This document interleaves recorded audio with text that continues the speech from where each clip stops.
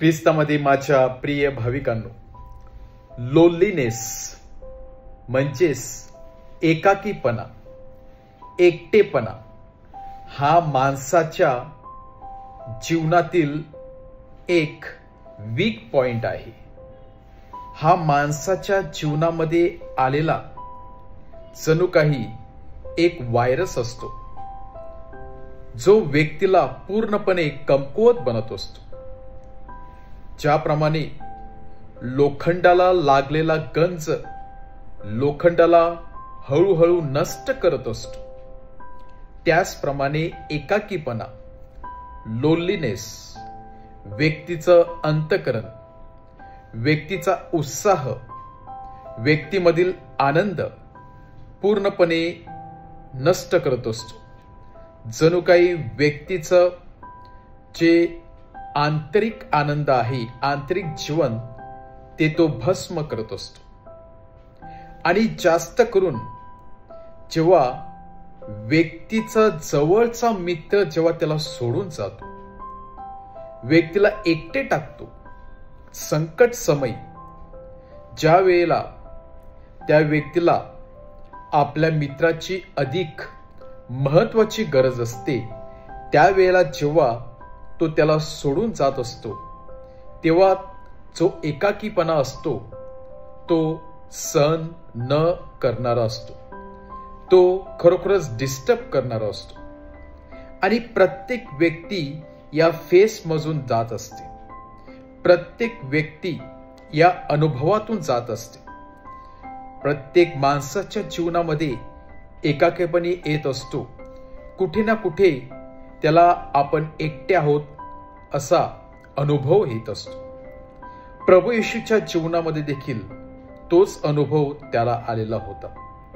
ज्या शिष्यांची त्याने निवड केलेली होती, जेणेकरून जे शिष्य केवळ सुखामध्ये नाही, केवळ आनंदामध्येच नाही, तर दुःखामध्ये देखील, संकट समय देखील माझ्या बरोबर असतील, मला सपोर्ट करतील, अशा आशेने ज्या शिष्यांची, 12 प्रेषितांची प्रभू येशू ख्रिस्ताने निवड केलेली होती, ते मात्र त्याला सोडून जाते.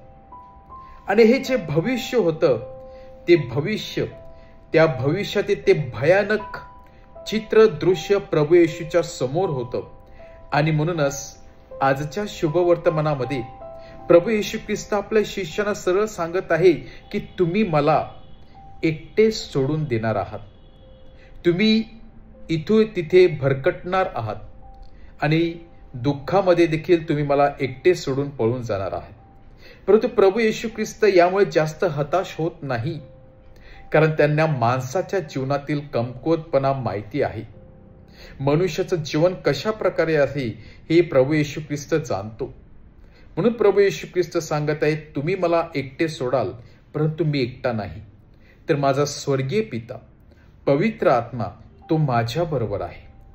केवळ आणि केवळ तेच मला सामर्थ्य देणार आहेत, तेच मला शक्ती देणार आहे.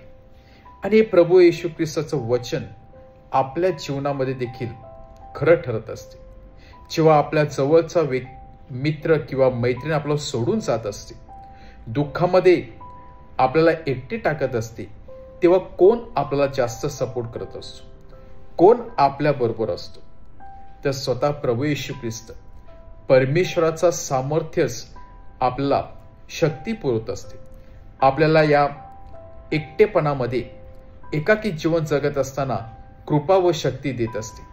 केवळ आणि केवळ प्रभू येशू ख्रिस्ताचा मदतीचा हात आपल्याला सामर्थ्य पुरवत असते.